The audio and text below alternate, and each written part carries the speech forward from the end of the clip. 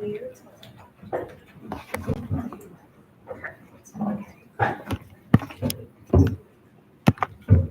right, as folks take their seats, I want to welcome everyone to the first of what we hope will be a series of really productive and meaningful community conversations. So I will give everyone a moment to grab a chair, get settled. There are a few spaces still open, and it looks like people are successfully joining the live stream, so thank you so much. All right, fantastic. So again, welcome. First of all, thank you so much to Cafe Roasters for hosting this event and making their beautiful space and some of their delicious food available to us.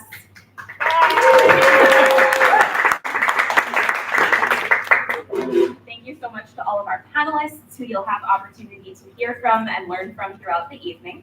And I will get started with introductions. So my name is Erin Agnew. I use she, her pronouns, and I am the development director at 12 Plus. So though I am not a panelist, I will share just a little bit of my background.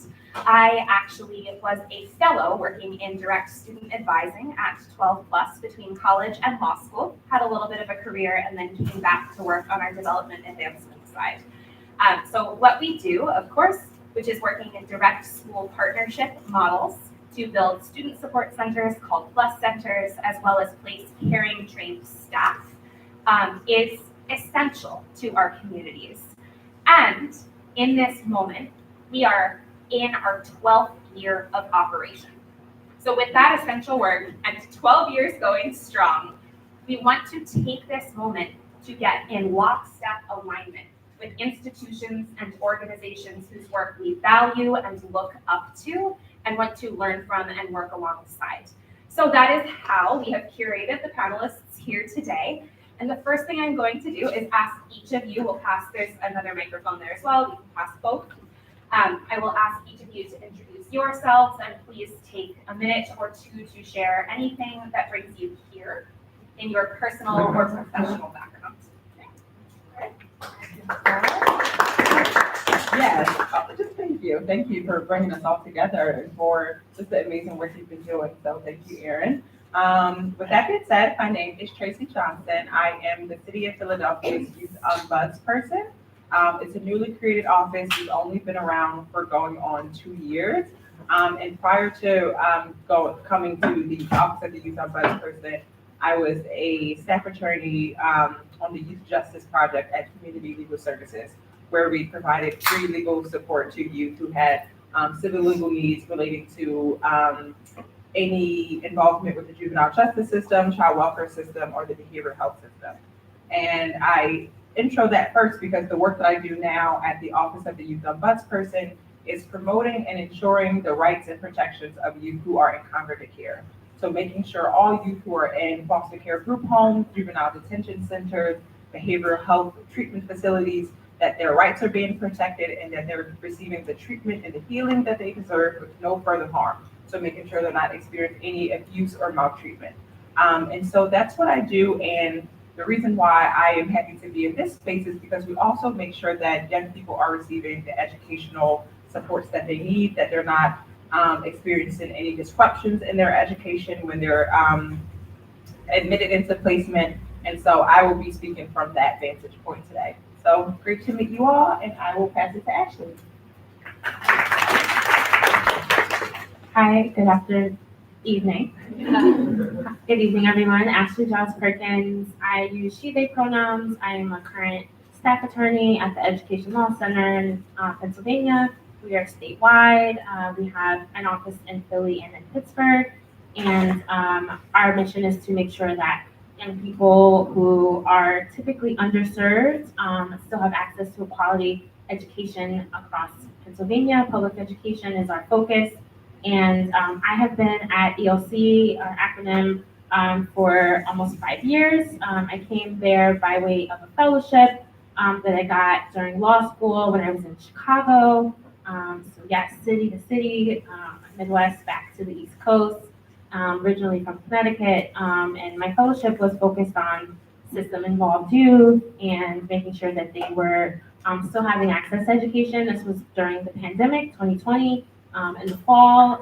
So there was not a lot of school going on for a lot of young people, unfortunately, at that time, and particularly those in, think of our prisons and detention centers, hospitals, and other RTFs, where there is a lot of security, and folks are essentially behind closed doors, locked doors, barbed wire, right, and secure units, and not able to determine, even for families and advocates, what's going on over there. And so that was the focus of my fellowship. I transitioned to more broader work. I do a lot of our educational justice and exclusionary discipline, suspensions, expulsions, transfers. I also do our work on inclusive schools, very hot topic right now, book bans and anti-everything and everyone and attacks on rights, right? So we're fighting back to make sure our most vulnerable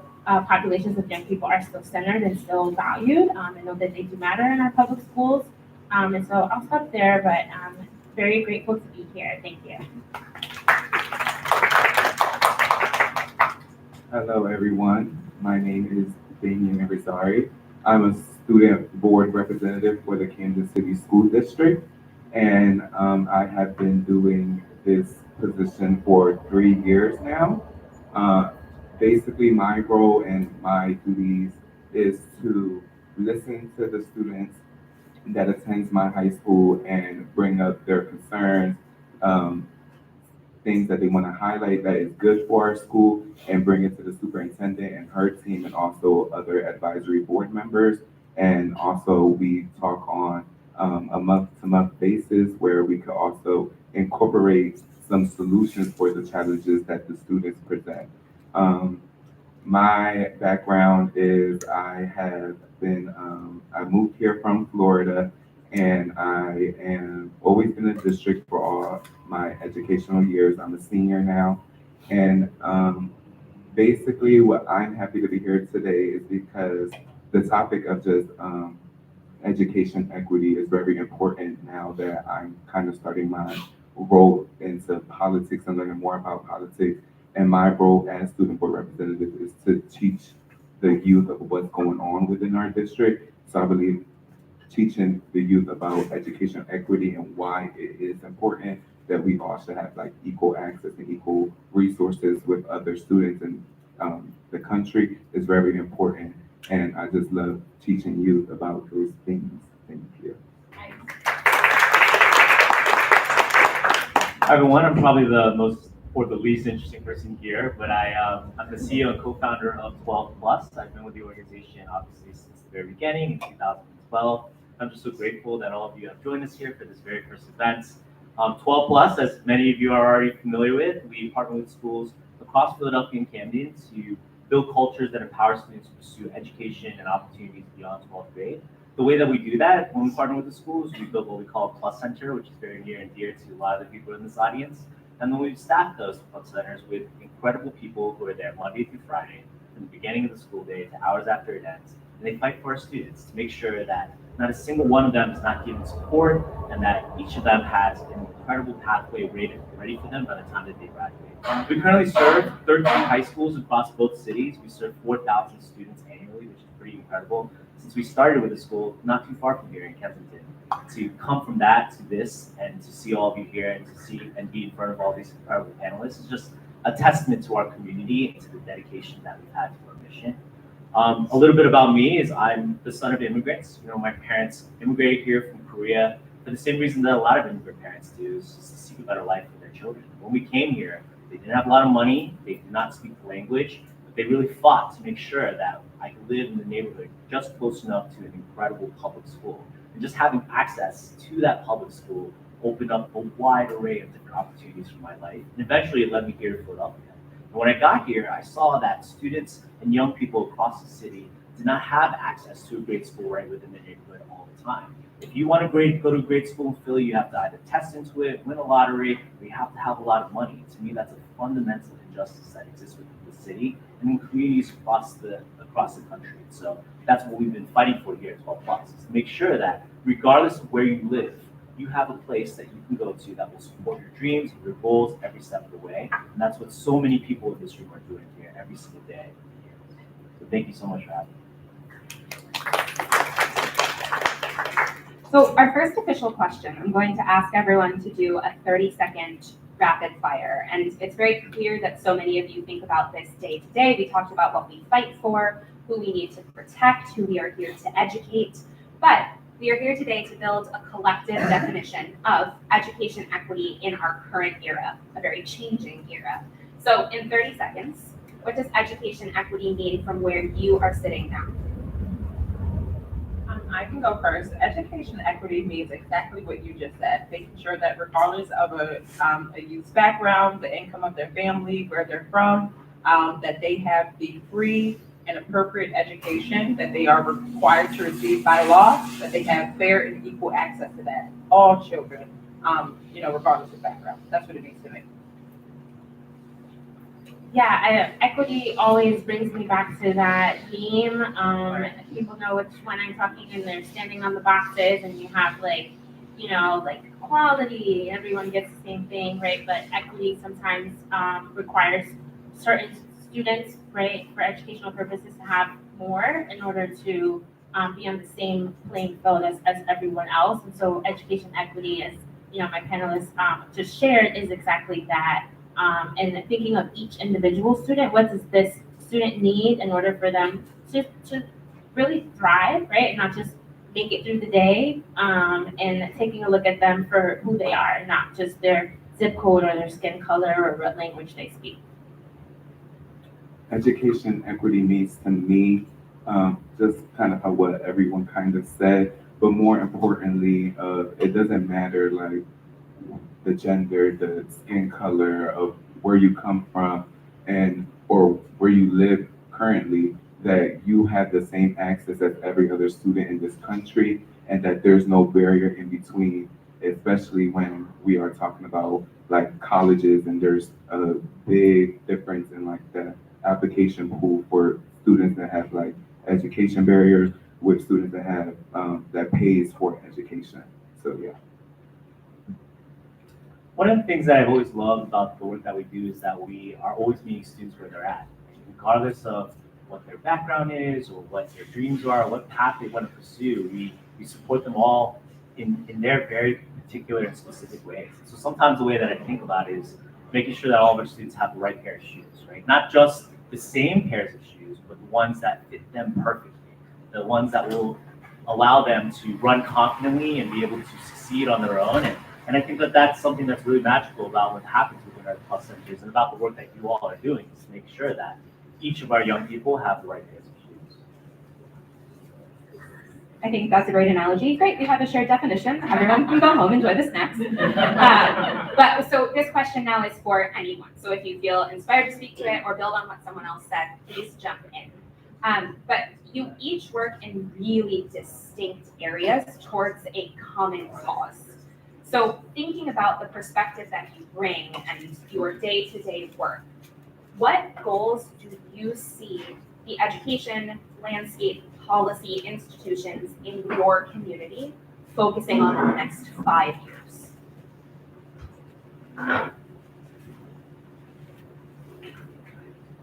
I can speak to the goals of my organization and what we're focusing on in the next 5 years.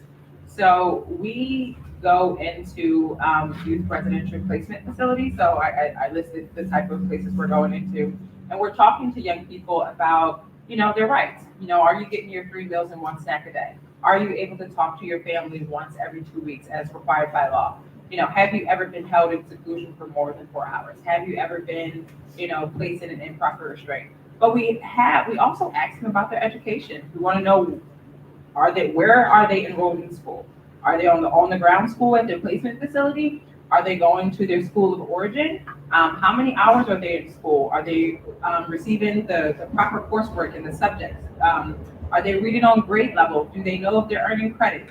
Are they on track to graduate? Do they have an IEP? Do they have a 504 plan? Do they need additional supports? We're talking to young people about their experiences, and I will say we've been learning a lot, right? I've heard that sometimes, that when a kid is placed in a new school or transferred from one group home to another, they're just sitting at that other group home waiting to be enrolled in school, waiting for a big conference to happen. And I've heard egregious waiting times. And so these are the things that my office is focused on. How can we help young people navigate the system better? How can we make sure all of the stakeholders are having more transparent information sharing with each other? I'll just keep it, that's what my office is working on, making sure we're breaking down those silos, improving information sharing between stakeholders, and making sure young people are immediately being enrolled in school and not experiencing any interruptions or disruptions in their education. Yeah, I was joking a little bit. I was like, Tracy, I don't know if you were here yet, but I was saying how this was just a panel-filled week for me, and so I'm in 4 panels. This is 2 of 4. But thank you everyone for the support going. 2 of those opportunities, the ones that just passed, was Saturday. I was in Bucks County working with adults and advocates and young people, and actually Monday afternoon was at Temple working with high school students as a part of a local group called Poppin'.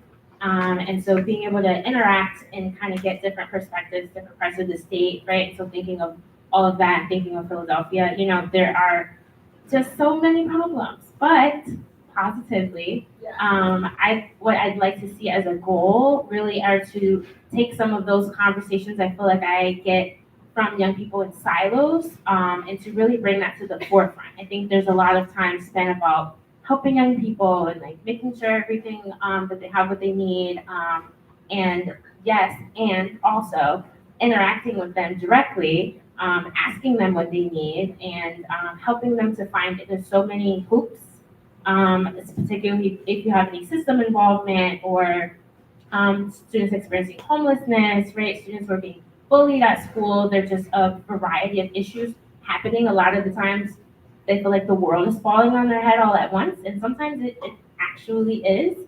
And so, organizations like this, right, 12 Plus and being there. And so a goal I'd like to see is really expand those community organizations, really expand the opportunities that young people have, right? Keep thinking about how can we do more and do better, right? I know we're in a time of things being stripped away and taken away and being challenged or under attack. And so as a goal, as a community, right, to really just band together, fight back, and also keeping those who are not always thought of at the forefront of everything that we're doing. Something that I would say would be more so this year, our district has been focusing a lot of chronic absenceism, just because a lot of students, especially after the pandemic, just don't have any interest or motivation to attend school. So our district has worked hard and did incorporated programs, and also mainly focused on our attendance officers of even showing up to the students' doors. Our superintendent walked students to school on the very first day. So those are the beautiful things I would like to see expand to lower our rate of even more. But also, one thing that I did notice while being in this district for many years is that our transfer rate outside of the local district area for students going to schools down the highway or over a 10-15 minute drive, just because some of their opportunities is quote unquote better, but also some students don't understand that we also have those opportunities as well. So I would like to see a goal basically of educating on a middle school and elementary school level that our district offers these things. And if we don't offer them and other school districts offer them, at least find a way and come up with solutions on how to incorporate that within our district so that the students can have equal opportunities and resources and access to those amazing programs. As an immigrant right now is a particularly challenging time for people that I'm familiar with and obviously many of the students that we serve. I'd love to see both of our cities, Philadelphia and Camden, to really double down on what they've been saying, which is to protect immigrant communities and those that come from mixed status or undocumented situations, and to also provide more opportunities for people from those communities to be able to thrive after high school. Those things are in shortage in both cities, and to discover and find more ways for our incredibly important immigrant communities in both cities to be able to succeed in life after high school, I think is something that I would love for our city governments to really kind of focus on. I'd also love to see the districts also to really trust the communities themselves, right? I think a lot of times what happens in our schools, it's a little bit of a top-down approach. There's these directives that are kind of decided and behind closed doors, and then they're kind of sent down to the schools, and then the schools are asked to kind of pull a rabbit out of their hat and somehow figure things out. But it would be amazing if the change was more community-led, if they would go into the communities and the schools and to listen to the teachers and people like our members here at 12 Plus to understand what the needs of each individual community is and allow those things to really kind of dictate that change. I think that would be enormously exciting. And I also would love to see our employers and major corporations and all the different kinds of powers to be to have more of the intentional focus in hiring people that are coming from our schools to provide opportunities so that those young people can thrive in those places and show the patience that's needed for them to be able to develop the skills and the comfort level and the confidence to succeed in places like that. So I have optimism that we may move in that direction, but I would love to see more of that. So we have projected into what we are working towards in the next 5 years on an individual and sort of macro community level. But I think particularly at this moment, it's important for us to understand where we have come from, what we are building on. So again, anyone who would like to start answering this question, where have we come the furthest in the last decade, or looking back even further when you think about the work you do and your lived experience in your roles?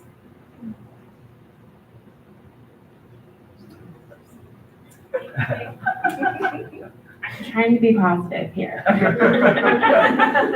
We've made some progress. I think a couple things are coming to mind, and even though they are presently under attack, right now they're in progress.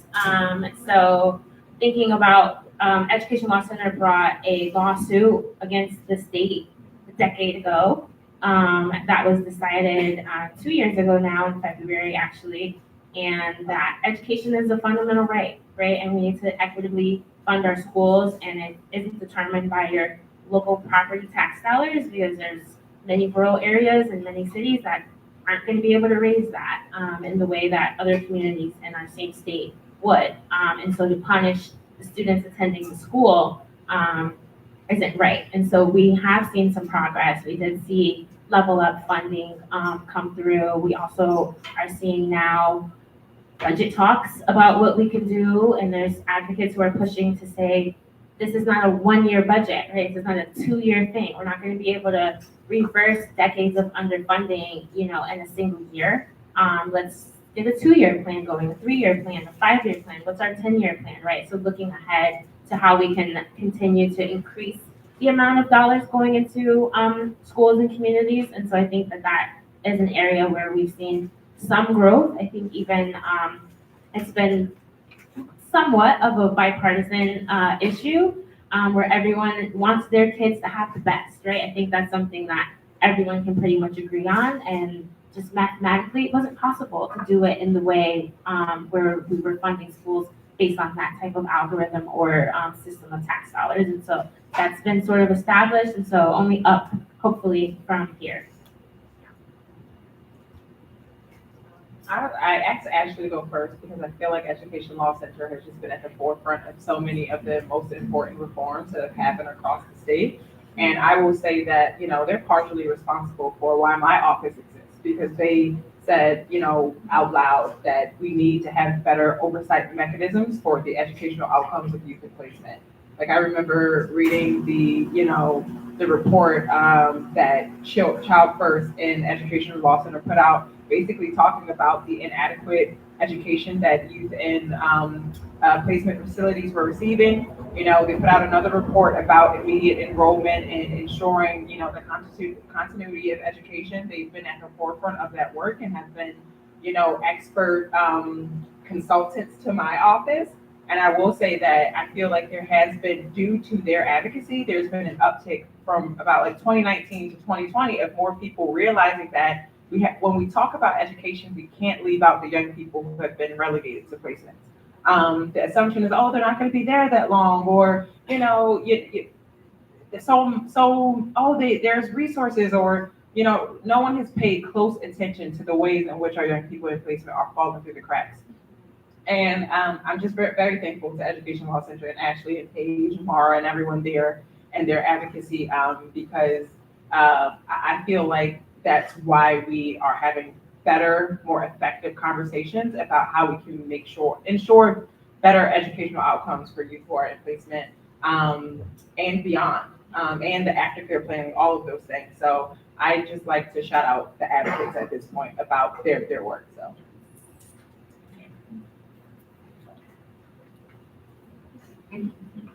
I would say, even though a decade ago I was in like second, third grade, but me being in this role, I had to do a lot of research of where our district was to where it is today.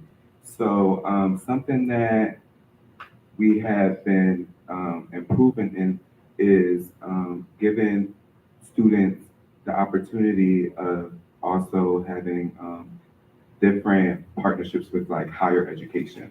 So I know like a decade ago, there was students across America was able to get their associate's degree while also graduating high school. And Camden didn't have those type of opportunities. So our district worked hard for us to collaborate with Rutgers University, Rowan University, Camden County College to present these programs that gives juniors and seniors to receive either college credits, to receive certifications in different job fields like pharmacy technician, EMT, and patient care technician also, to where these students are able to get a job right once they graduate, which is setting them up for success. So I know that's something that they haven't done a decade ago. But also there is a new initiative that happened last year that I'm very glad has taken place, and now within the state level, to be Latinx courses and also African American study courses to be a graduation requirement. Our district was one of the few districts in the state of New Jersey to have it as a graduation requirement. The state is now trying to make the entire state have a graduation requirement, but I think it's very important to inform students their like where they come from, the background, because that plays a huge role in your educational experience. So yeah, I'm gonna stop there. Yeah, a lot of mine is to kind of piggyback exactly what you said. I think like in the years that we started this, we've seen a lot of really worthwhile and meaningful alternative pathways start building up, workforce development programs, areas in career and technical investments in career and technical education, so that our students have a much wider array of options that they can choose from after they graduate. We firmly believe that it's not a one size fits all. Our students want to meet them where they're at, and so that the fact that there are a lot of these kinds of programs and employment opportunities for students to get training and living wage jobs after they graduate from high school, I think is a step in the right direction. And then also, again, not to pour it on, but I can't help but also be an admiration of the work that the Education Law Center has done, because this funding disparity has been this thing that's plagued our cities for so long, and it was this thing that was not always readily aware to your average Philadelphian or Camden resident. And I think the work that we've done has helped bring that to light, and obviously we've made some progress in moving that in the right direction, because this is a fundamental inequality that's existing within our city. It's just the amount of money that's being given to our students versus those that are just 20, 30 minutes away from here. It's something that is really hard to digest and to accept. And I think you're bringing that to light and fighting to make sure that funding disparity is a bit more of a level playing field. So what I'd like us to think about next is another of a little bit of a rapid fire. We are all lifelong learners. We are in the presence, digital or physical, of people who have chosen to come learn about a really heavy, meaningful topic on a chilly Wednesday, February evening. So what I'm going to ask you to do is think about two things in each category: a policy and a program. What we're doing well and what must change as soon as possible. So something that supports your own education, the work that you do day to day, or something that really is a hindrance or a barrier that if you could snap your fingers and it would go away, it would go away now. It doesn't have to be two things. You can have three or one.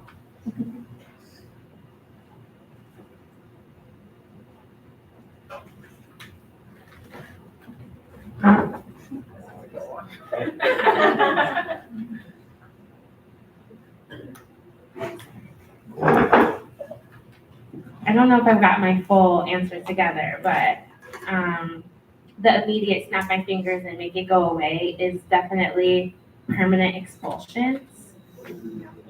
In Pennsylvania, we have, so I think New Jersey got rid of this, correct me if I'm wrong, but yeah, you can be, a fourth grade student, a sixth grader, a 12th grader, and you can be permanently expelled from your school. And in many districts, there's likely only one high school, right? So if you're expelled from that high school, where are you gonna go? What happens next?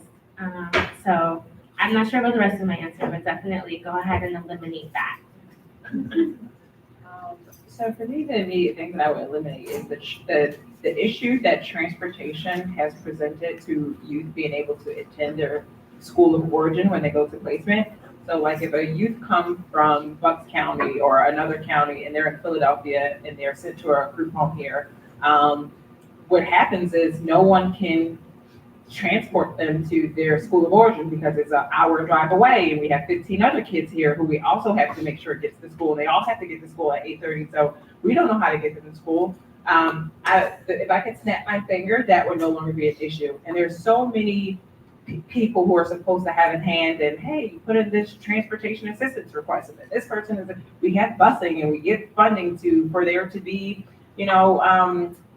ride share services that can take them, but that only applies to so many kids. And then when you get into all of the different, the minutia of it, it still results in kids just sitting at their group home waiting to figure out how they can be enrolled into their local public school. And until then, they're just getting some worksheet to go to sit through. So for me, if I could snap my fingers and one thing would be fixed overnight, it would be that. It would be that there would be no, disruptions in the youth's education due to these barriers that, because so many different educational stakeholders have, they're supposed to be coordinating efforts, it becomes a passing of the buck. So yeah, that's what I would snap my finger and fix overnight.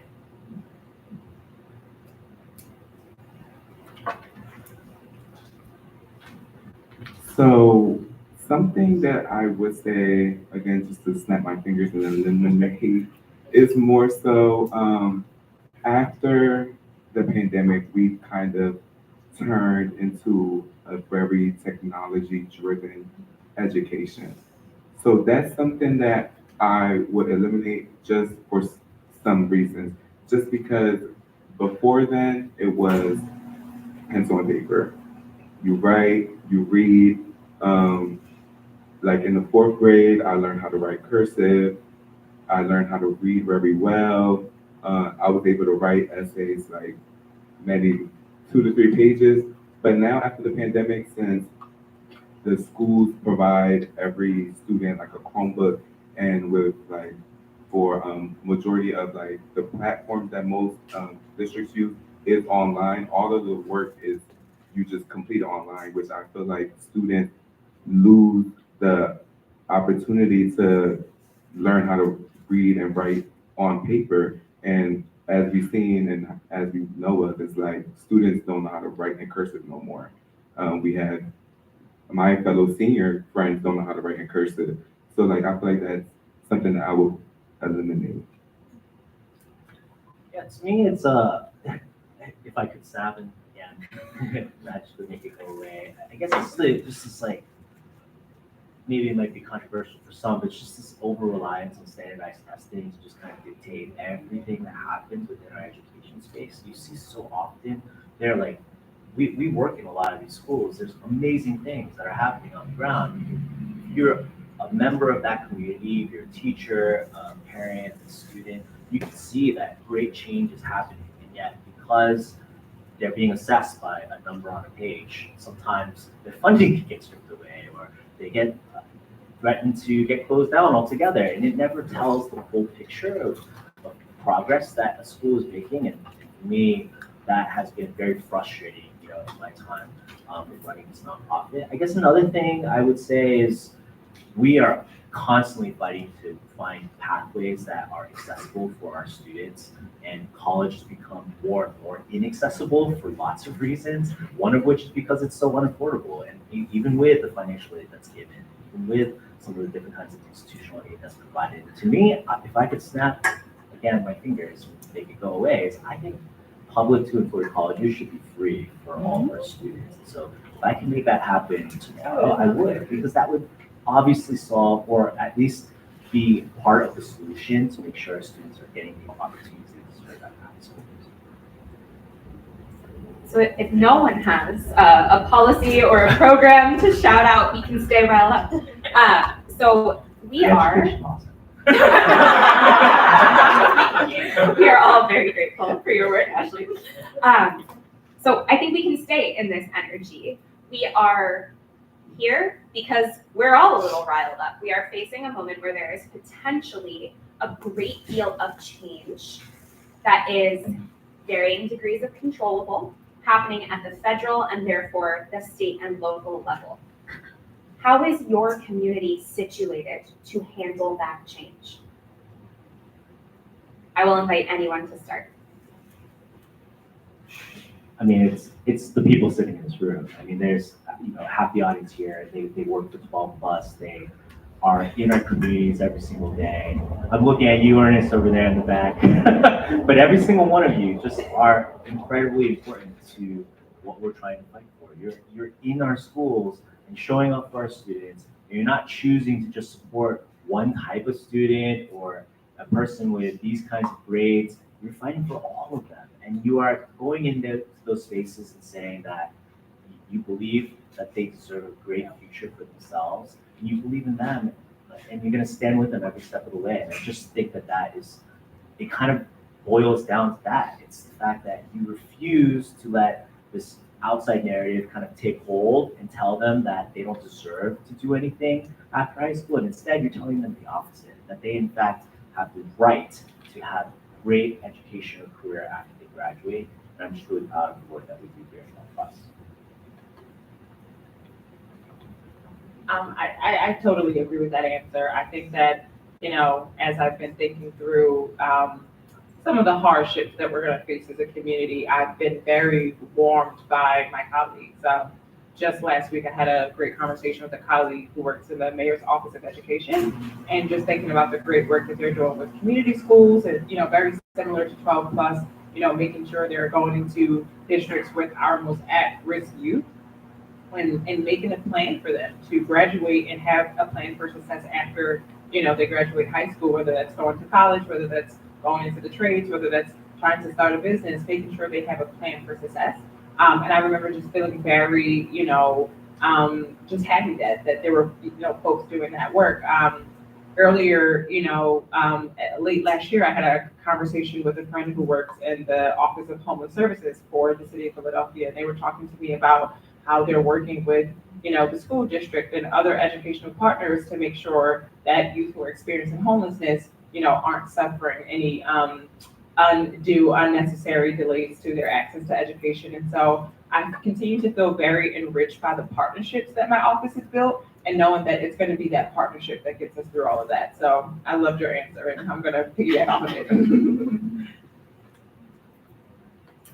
Yeah, I think to go back, I would despite what may or may not happen at a federal, national level, I think we have some really strong policies here already. And I'll speak for Pennsylvania, right, in the Constitution that we have, and we also have a Human Relations Act here that is our, anti-discrimination law. So there are already existing protections for challenging, discrimination based on race or gender, sexuality, gender identity, even like skin color, hair texture, religion, disability, right? Go down the list. And there is a protected class that's already protected under our state law. So the federal government or, individual people single-handedly can attempt to make changes wide scale, but we still have our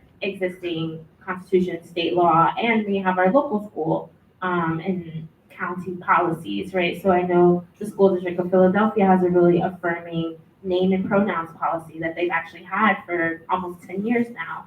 That in other places they're arguing, and in Philly, there's not so much of an argument. It's been a strong policy that protects LGBTQ students that's been in place for a while. We also have the Crown Act in Philadelphia and in Pittsburgh. Yeah. It's pending in our state, right? So there will be protections at the state level that will only hopefully be strengthened, and maybe that will get passed in just a couple weeks. So I think there's a lot of positive examples. It's not unlike our last question when we snap our fingers and your rights just evaporate, right? That we're doing better than that. And I think similar to Camden, where there's a African American studies classwork in graduation policy, right? And so I'm thinking of those things that exist that are being strengthened, right? I saw Philly today standing up to the agency that is banning transgender students from playing sports and saying, we don't do that here, right? And so cities and different communities standing up and to say, no, actually, this is still a sanctuary city, right? And here's how we're going to protect, our most marginalized, underserved, vulnerable, right? Whatever word you'd like to use, right? But thinking of those who are often left out, right? And then now being targeted, and to say we're going to stand up and protect you. Just to piggyback of what she said, more so, I believe New Jersey has good, great state laws that gives every student protection. So whatever happens on the federal level, the state law where the students reside could always protect them. But one thing I will also say is that something that our district also has done is in the main office of, my school has seen it so far, is they have printed out your rights, and they have been printed out on the paper, and they post it on the wall and also on the desk, which I think is great for the students that comes in the main office. You know what your rights are, and you know if something was to happen, you know what you can and what you cannot do. Also, I believe that the partnerships that the districts have would keep the district standing, regardless of what's happening, just because we have a partnership where we give, it's like a reform program where at a middle school level for students that did get left back, you're not always punished and you have to go all the way to 8th grade at 16 years old, then go into high school to go into the accelerated classes. You get to take those accelerated classes at a middle school level so that they could start putting you in your grade level at where your age resides. So I think that's one thing that those are many things that the district has taken. So I think on that note where we can celebrate a little bit of the rights that we do know we have and protect, I'm gonna wind us down into a little bit of our community activation. So I'll be asking you what we should be reading, what we should be paying attention to, where we should be spending our money and time.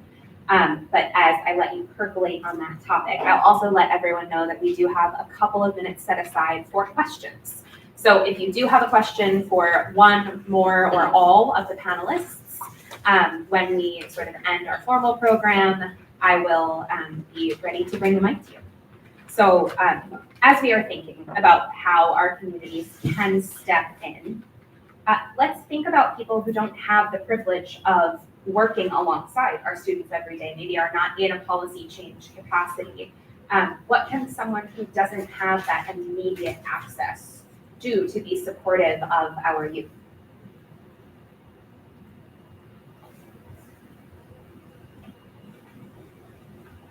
When you say the word access, it makes me think of like even for folks for those of us who are in the work, access becomes an issue. And I'm speaking specifically to data. Like I think that we need to have some more, you know, transparency around the metrics about the educational outcomes of our students, whether it is, you know, truancy and what we can be doing to keep youth in school, whether it's, you know, even I've been thinking about the way we treat kids who are beyond compulsory age, right? Our 19, 20-year-olds who maybe in 11th and 12th grade, like, do we just not care anymore because they turned 18, right? Let's really think about how we can be providing support ongoing.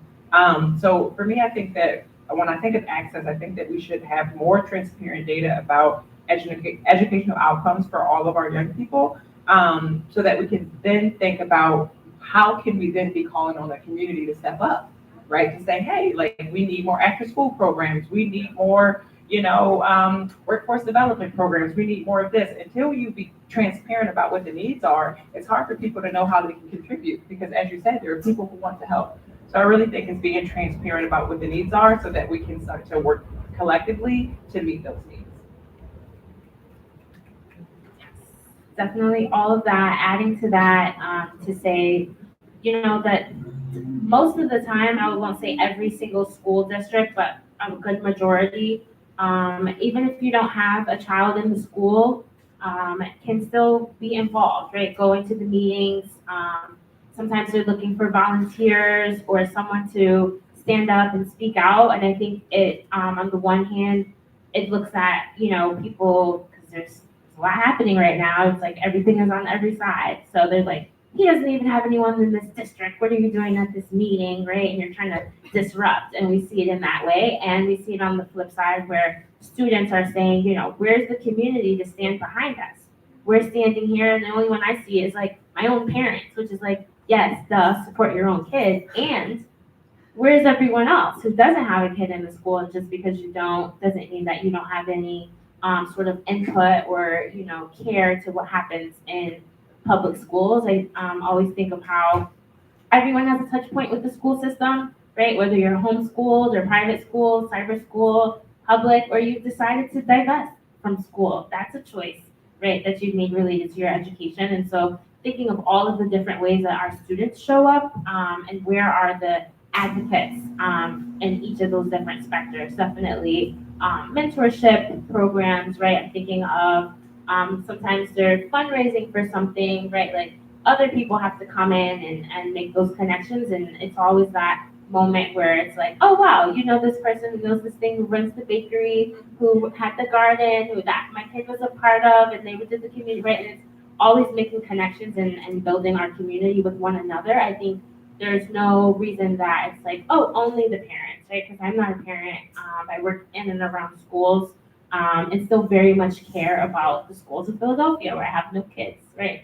And so just thinking of it from that perspective, I think you mentioned it, Aaron, about always learning, right? What can I be learning or doing? And there's probably 100 live streams just like this one where people are getting totally different ideas that would be beneficial just, you know, as well.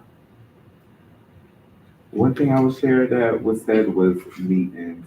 Just because I attend the board meetings consistently, is there's, and just for Camden and Jefferson, that's the only board meeting I can speak on, is there are not a lot of community members that come out and speak unless it's relevant to them.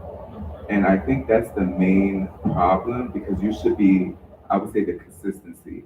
You have to be consistent so that you know and how to help and support the students at our district. There are at least the same three faces at every board meeting consistently, and they always highlight the good things, highlight the bad things, but at least those three people knows what the district is trying to do for the solution. They know how has it been for the entire year versus someone that comes in twice in the entire academic school year. And also in just for certain situations, the whole community wants to come out and speak on a certain topic. But when it times to other situations, I turn around and where's the community at? So I would say the consistency of showing up, regardless if you have a child that attends the district or if you have a child at all, you should still be showing up because as a community member, you should want to see the people in your community thrive and succeed. Yeah, just to kind of echo what Tracy, Damien were saying, just take the time to just learn. We have access to so much information. There is an opportunity for you to just take a few moments out of your day, your week, to just learn about what's happening in the cities that you live in the neighborhoods that you live in. Go and attend a board meeting, which is, I promise you, will be incredibly eye-opening. It may not seem like the best way to spend a weeknight, but when you go there, you get this kind of microcosm of what's happening in the community as a whole, and it can help energize you and activate you to go and make a difference. And I think, this problem is huge, right? We can feel a little bit overwhelmed by it, or it can seem pretty daunting. So if that's the case, just invest local. Each of the neighborhoods that you live in, there's a neighborhood school, right? I firmly believe in the power of a neighborhood school. It's in many ways the bedrock of public education. Just a school that exists within a community that anchors that neighborhood, for which families can send their children to within walking distance. And that neighborhood school needs your help, right? If you own a business, or if you are a parent, or you're just an engaged neighbor, like there's just so much that you can do to help that neighborhood school in both big and small ways. And so I would encourage you to look into that and be able to kind of serve in those small ways, which makes a big difference. Absolutely. So we need to show up, plug in, be consistent. While we are focusing on that, what should everyone here and everyone who is participating in the live stream now or will follow up later spend a little time learning about? What should we learn about? What resource do you rely on or maybe have produced that we should take a closer look at? I know we've been plugging Education Law Center, but they have a really great newsletter. They do. They have a really great newsletter. It was from the newsletter that I learned that the Pennsylvania Department of Education has this Office of Oversight and Monitoring, and that they're going to start looking into educational complaints related to education deprivation issues for publicly placed students, so youth who are in congregate care. And so, yeah, I follow the newsletter. It's great. It lets me know what's happening. Imprint News has a podcast where they're doing they have a lot of conversations around youth who are in child welfare and juvenile justice systems across the nation, across the country. And I followed their podcast, of course, because my work is with youth in congregate care, so I followed them a lot. Yeah, those are my two thoughts right now. Yes, I was like, I brought a resource. I don't know how to describe it. It's on the counter over there. There's a QR code. That's another resource. Yes, thank you. Yes, so there's 4 QR codes. People are like, maybe I do want that newsletter. Well, you can scan the QR code and subscribe. It's gonna come out in a couple days because we're looking at a new month. But I brought a physical copy of something else that you can scan over there, and it's called "We Need Supportive Spaces That Celebrate Us. Black Girls Speak Out About Public Schools."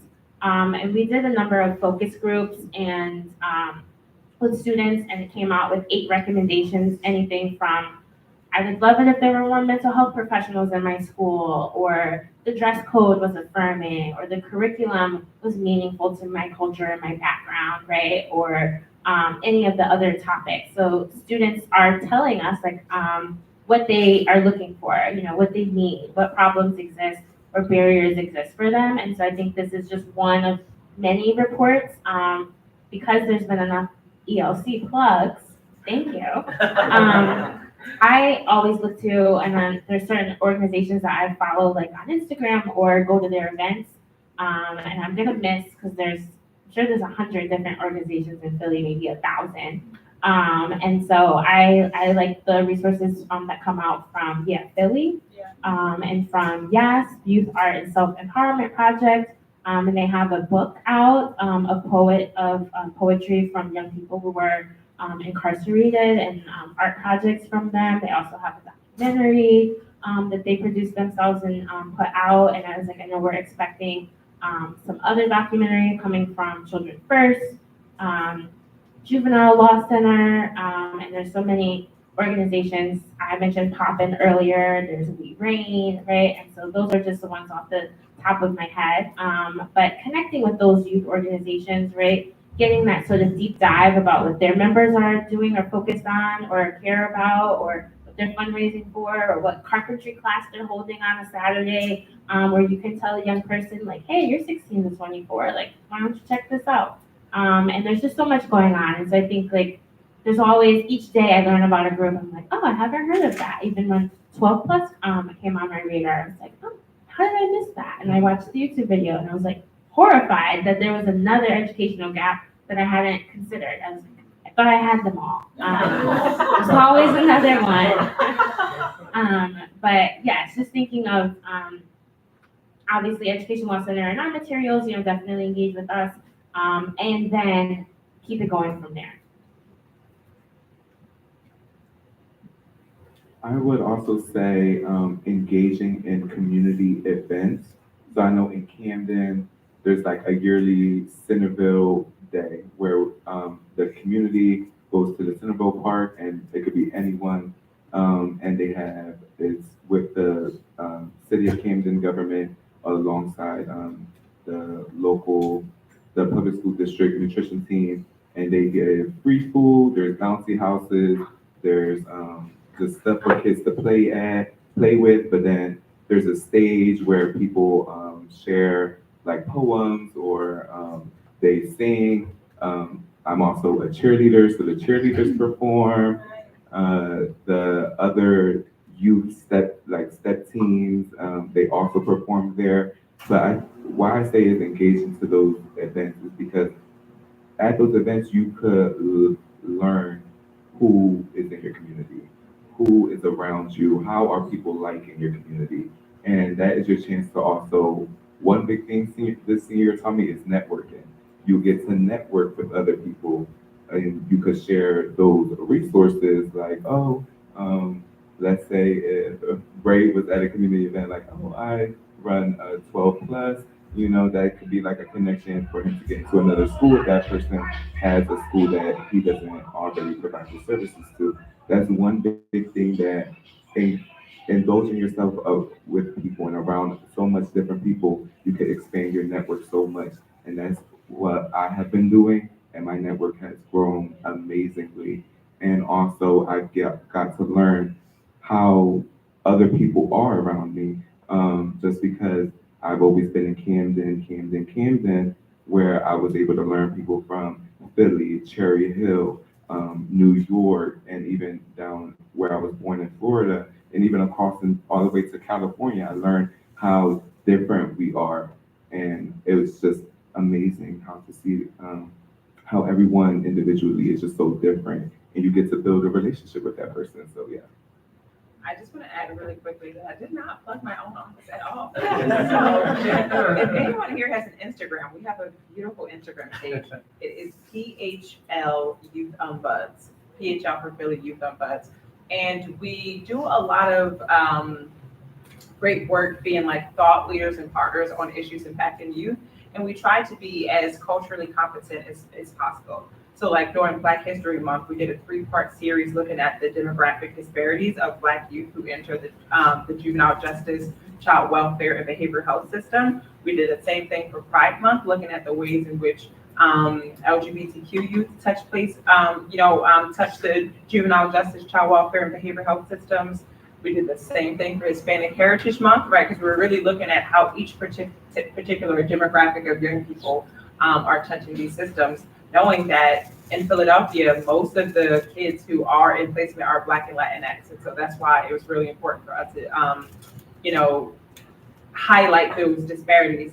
During Native American Heritage Month, we really drew back to the history of federal Indian boarding schools and how that really was the catalyst for forceful child removal in this country and how it has parallels to what we see in the child welfare system today. And so we do issue briefs and blog posts on these issues. Recently, our team put out a issue brief on the use of seclusion at Philadelphia Juvenile Justice Services Center and how that was impacting young people there, and just advocating for better compliance with our state regulations. And so we're often really listening to what young people are telling us, looking at their experience, looking at how the way they are uniquely experiencing and navigating through these systems. And so if you're interested in that work, I do welcome you to follow our page. And a lot of the times I hear when I go into facilities that they want more programming for the young people. So if you do great work that you think that would be important to put on some type of program or workshops, get your credentials together, get your clearances, and go see the young people directly. So that I would also like to plug that as well. So thank you. All right, so I want to make sure that we leave enough time for questions. So the floor is now yours. If you have a question, feel free to stay where you are and shout it out if that is most comfortable, or wave me over and I will bring the mic to you. Yeah. Yep. Of course. Hi, my name is Joyce. I am wondering, given we've heard so much news around AI, and ChatGPT, it's personally important to me because I have a little sister who's a high school senior now, and I've been starting reading this very biased book by the Khan Academy founder, who is now incorporated AI into Khan Academy, right, which I'm sure we're all familiar with as a really awesome online platform to supplement student learning. But he's very biased, and I wanted to kind of understand from your perspective, what's your experience been with AI, and how you foresee it impacting education equity? Because right now it's so new and transformative on so many different levels and areas of our life, right? Even outside of education. If you have any initial thoughts, and because it's both exciting and scary,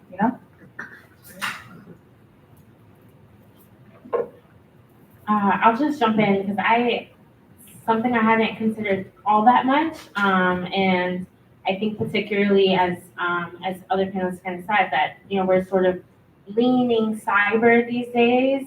There's huge spikes in enrollment at Cyber Academy online school, alternative programs, right? Tracy mentioned the young people were sort of, you don't need to go back to school, just get your GED, right? Just go online, you can get it done. And so there's lots of that. I think about, potential inequities, just the COVID pandemic really, at least a great example, right? Of everyone didn't have a Chromebook, everyone didn't have access to internet. There were entire schools essentially that were offline, right? For months, for a year. And there's districts, a stone's throw away that were seamlessly overnight. Everyone's online. They got their dojo and they're ready to rumble, and the parents are all connected. And so there was a huge gap in access that exacerbated for a year or two school years. And so thinking of who can access some of the materials, right? I'm thinking of paid programs versus the free program, right? And I'm thinking of who can have the most polished paper and who can't have the most polished paper. And I think it's something that our state really even hasn't begun thinking about all that much. It's probably one of those things where we'll be playing a bit of catch up. So I don't have an answer, but I share your thoughts and I have some concerns. So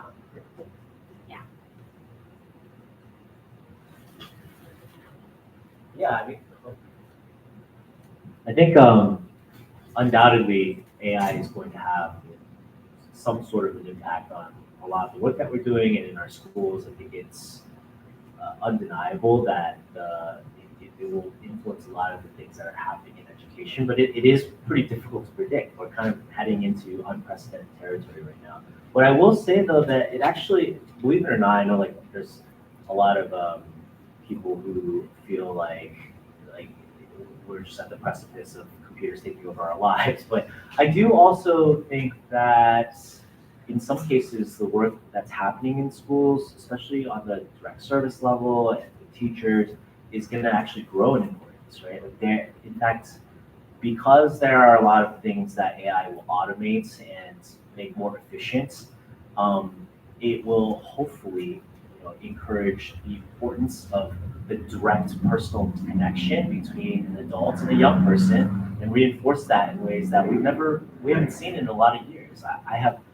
AI can't replace like the personal connection that teachers and advisors and people from 12 plus are doing on a regular basis with their students. It can't recreate what it means to inspire another person and to help them understand that you believe in them. And so if it's a tool that can help alleviate so much of like the administrative burden that our schools have to take on and relieve you from having to take that on so that you can focus more on the relational aspects of your job, that's something that I would invite and welcome, and hopefully would maybe even double down the importance and the respect and the deserving prestige that an educator should have.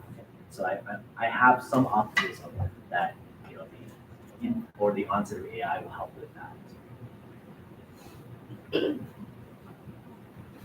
I just wanted to just second what Damien said earlier about like when you talked about like you know how to write cursive, but some of the younger students don't know how. So I just don't want our students to lose the art of some of the things that we need, because we never know what can happen. We got to make sure that we're making sure our young people maintain the skill set and the tools and the talent that we grew up with, but also knowing how to utilize these applications, because it's coming at a rapid pace and we don't want them to be left behind when it comes to jobs being created because of this. Jobs being made obsolete and then new jobs being created. We want our young people to be as competitive for whatever job market that they're about to enter. And then I think also too, like I'm always sensitive to the data mining and data archiving and the way these systems can learn about our communities. And then because they're not people, systems are capable of reflecting biases that reflecting the biases that they're pulling from, right? Because if you're pulling from a biased data set, whatever you put out is going to be biased. So I do have some sensitivities and worries around that as well. But yeah, we will see. We will see. But it's important to be vigilant. So great question. All right, I think we have time for one or two more questions, if there are any. Also, no pressure. I can wrap us up. All right. Well, then from back here, I will ask our concluding question. We talked a lot about things we need to pay more attention to. We talked a lot about things that we need to change drastically or eliminate as shortcomings. And it's really easy when we care about such an insurmountable seeming issue to focus on deficits. But what keeps you motivated? What is the goal that keeps you grounded in the work that you are doing for youth justice and closing the education and youth resource gap? I can start that. I am very, blessed to be in a position where I get to work with, young people who have kind of been ignored by a lot of society, right? Like I get to go to the young people who feel like most of the world have washed their hands on them, and I get to go and lay eyes on them and talk to them about like what they want to do. I've talked to young kids who want to do underwater welding, who want to become electricians, who want to do all of these great things, and just to be able to be there in the space with them and listen to them and encourage their dreams and encourage all of their hopes and let them know that they're, way more than any circumstance that they may currently be in. Nothing beats that. Nothing is more important to that. And then I personally, I have a niece and a nephew, and who I love very dearly. And when I see the young people who I am, working with, you know, I see my own loved ones, I see my own community members, and so that just gives me faith, that proximity, to know that I'm close to the communities that I want to serve, and that just sprinkling seeds of inspiration. I always talk about I get so disheartened when people talk so badly about the young people in Philadelphia today and focus only on the negative headlines when there's so much encouragement and so much love we could be giving them. And so that would be my concluding remark, that when you can just spread a seed, a sprinkle of inspiration, because you never know what that can sprout into.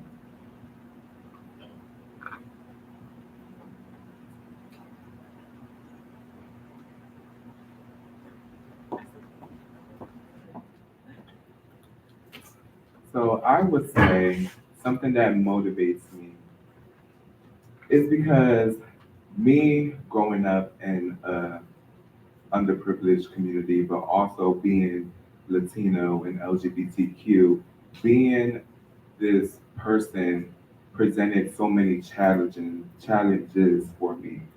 And with people saying, you're never going to make it in life, oh, you shouldn't be this way. Those comments motivated me.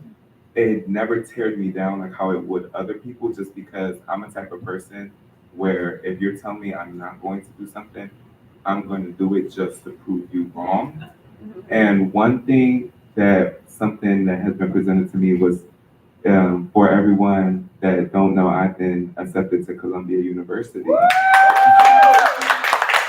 you. So I would say, being in Camden, they would have never imagined a student from Camden, and like everywhere else, they would never imagine a student from Camden going off into an Ivy League. So even now with me going to Columbia, they're like, oh, he's gonna quit after 1 year, which is like crazy to think about, because you should be at least motivating people or motivating these students to attend Ivy League. And that's what motivated me, just because I seen the lack of support for these children of wanting to excel big things, and being told that my dreams, because I always had dreams to attend the Ivy League since I was in the 7th grade. So having my dreams torn down, I know there's other students out there that their dreams are also being torn down. So the students and the youth is what motivates me every day to continue to do the work that I do as a board representative, working for a nonprofit political organization. All of these things is just for me educating youth that it is possible, no matter who you are. Me being who I am, I've got to where I am today, and I've been presented with the opportunities, regardless of whatever anybody has said and told me that I would not be or will be in life. So, yeah. Yeah, I mean, hard to follow that up, obviously. And honestly, especially hearing that incredibly inspiring story, my answer is going to feel a little bit like a cop out, because what motivates me is you, Damien, and just hearing your story, and to know a little bit about you. From what I've heard, you are very popular amongst our 12+ staff because you're an inspiration to them. Like, your story is the reason why we do this work. Knowing that there are students like you and so many others, thousands others in both Camden and Philadelphia, that are full of incredible potential and can do incredible things for our world, is what motivates us. And we have the privilege of being a part of those stories in some very small ways. We get to see it every single day. We get to walk into our plus centers, and we get to laugh with our young people, and we get to cry with our young people sometimes. We see just how much possibility there is in each of our communities that nobody else gets to. And I think that that's just such an incredible honor and privilege. And then, we're living in some pretty unprecedented times. I think we've all kind of talked about that. But people aren't giving up, right? Every person in this room is still fighting and advocating and going out and organizing and making sure that our communities and the people who live within them have all the resources and the opportunities that they deserve in their lives. And that's something that, even in the most difficult times that we're in right now, we're living seriously. unprecedented times, especially for nonprofits in particular. And yet people are not just folding over and giving up or laying down and just taking it. They're fighting. And that, I think, is something that is worth celebrating and feeling energized by. Definitely should have gone second. Because what motivates me is actually like anger, feeling like my, public school education in Bridgeport, Connecticut was not a bunch of lies, but a lot of them. And getting until was college, which I'm already thinking about nearly half of my classmates, right, where that wasn't an option for them or wasn't something that materialized. But I was fortunate to be able to do that. And then real learning started. And I was like, oh, is that why that happened? Oh, is that where that came from? And sort of unlearning and relearning our history and specifically thinking about the foundation of the country and then the narratives that we have now. And so that for me was like appalling. I was mad and I was organizing on campus and it was, 2020, 2012, 13, right, 14, there's lots happening in the world in terms of civil rights and uprisings and, just outright murders that were displayed, on the news and things. And so I always was thinking about, well, if this was my experience, right, like having, my parents, right, who were both educators, right, and went on to college, right, despite my community, right, similar experience of, wow, you made it out of Bridgeport. Well, that's all you can do. You've already accomplished it. You went to school, pat on the back, you're done now. And thinking about how that was not sufficient and thinking more even, what about everyone else who's not getting this information? What about everyone else who isn't here in this room and now super angry and engaged? And so there were some workshops and programs that I was putting together with a nonprofit there called Get Woke, Get Mad, Get Involved. And we went into classrooms, civic classrooms, social studies rooms, English classrooms, and we asked the students, what is it that you need? And, how could you make your school better? And their answers were, heartening and disheartening at the same time, right? They wanted soap in the bathroom. They wanted a mirror. Girls wanted a mirror in their high school bathroom. The boys who played football wanted a football field for their football team, right? They wanted access to clean water. All of the water fountains were taped over, right? So like that was my growing up high school experience. And so to go back as a college student and then graduate and hear them say the same things that I didn't have access to, that was really disheartening. But the part of the program was to take a problem and what can we do about it? And so to see that sort of like transform from we're just kids, no one listens to us and no one cares, to actually we can advocate for this. Actually, we're going to go in front of the school board, and not just the school board, but the city council. We're going to go up to, Harrisburg, Hartford, right, wherever. I put my 2 H's from PA to CT. And so going up and make that advocacy for that budget ask, right? And fundraising at the local level, right? And not letting up. And so then when we went back to see the looks on their faces of, we thought we couldn't do anything and we did this. And not just that, we already started on our next project, right? It's like the class is over, but they're engaged and they're ready to rumble. And I was like, this is possible. Like everyone working together, we can get it done. Like we don't have to accept lesser or, racism and like homophobia and everything else, right? Like we can have this society where like everyone actually is valued and it's not just something that we say, but it's something that we do. And so that for me is very motivating to see a young person transform in their own abilities about what they're capable of and how society, regardless of how society views them, how they can continue to accomplish. And so if I can sprinkle that little seed, we're all sprinkling the little seeds, right? Like that is the goal. Thank you. Thank you so much. Thank you all for being here for what we again hope will be the first of many meaningful conversations. And please join me in thanking our panelists. This has been